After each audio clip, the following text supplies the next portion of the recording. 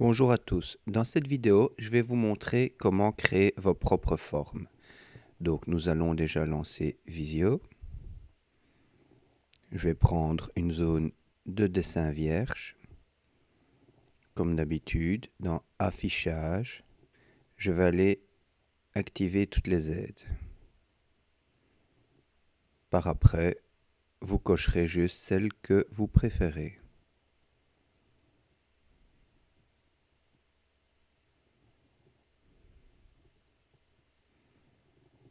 Nous allons vérifier que nous avons l'onglet qui se situe ici Développeur. Si ce n'est pas encore fait, petit clic droit, personnaliser le ruban. Et ici, nous irons cocher la case Développeur et faire OK. Donc, nous revenons dans Accueil. Petite astuce, si vous laissez votre souris par exemple sur pointeur, vous verrez que si vous appuyez sur la touche CTRL plus 1, c'est un raccourci. Idem dans les formes que nous allons utiliser. Si nous laissons sur le rectangle, CTRL plus 8, l'ellipse, CTRL plus 9. Ici, il me met courbe alors que c'est la ligne droite, CTRL 6. Et ainsi de suite. Donc, je vous laisserai découvrir. Nous allons donc prendre un rectangle. Je dessine un rectangle. Et dans le remplissage, vu qu'il a le fond blanc, je vais lui demander aucun remplissage. Il devient transparent.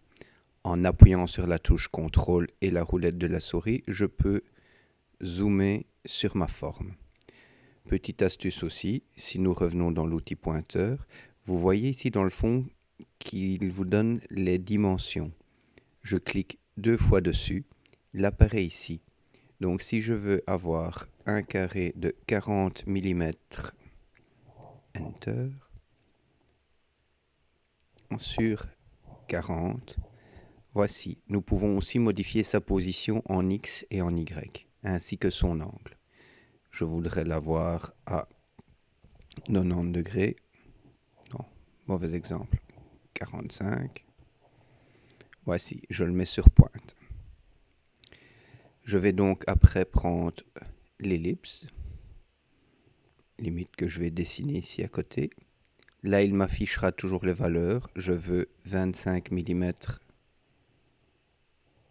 sur 25. Même chose, le remplissage, aucun remplissage.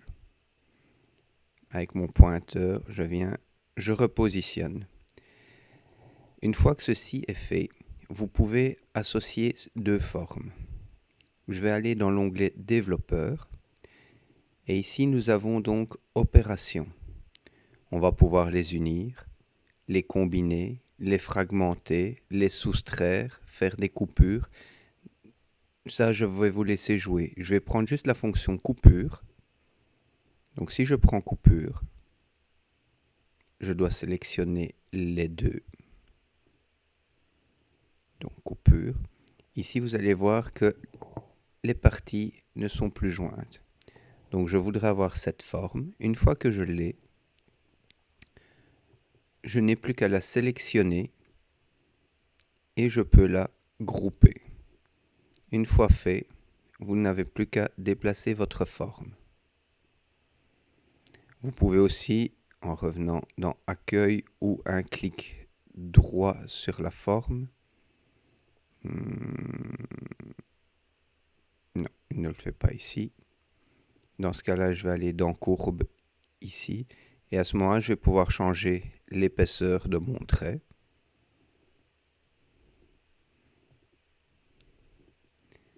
Le type de trait, si je le veux en pointillé.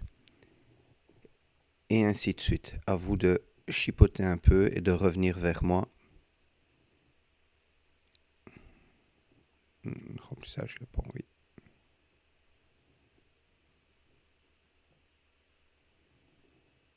Donc voici où changer la couleur des traits. Une fois que ceci est fait, ce que vous pouvez faire, c'est mettre votre forme dans un gabarit. Donc, je vais cliquer ici dans Autre forme. Soit ouvrir un gabarit existant et le compléter. Sinon, je vais créer un nouveau gabarit métrique. ici.